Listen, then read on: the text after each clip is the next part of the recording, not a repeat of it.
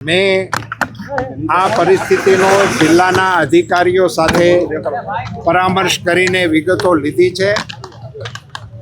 Diesel માટે જરૂરિયાતમંદ સેવાઓની અનુકૂળતામાં ક્યાંય વ્યવધાન ના આવે એટલા માટે કાલે એક કિસ્સો મારા ધ્યાનમાં એવો પણ આવ્યો હતો કે બહારથી આવેલા મુસાફરો એ ડીઝલના અભાવે અટકી પડ્યા હતા। સ્થાનિક તંત્રએ એમની મદદ કરી અને એમને જવાની સુવિધા કરી આપી હતી। રાજ્ય સરકાર સાથે આ વિષયોનો સતત પરામર્શ કરીને લોકોને ઓછામાં ઓછી હાડમારી પડે એ માટેના પ્રયત્નો કરી રહ્યા છીએ।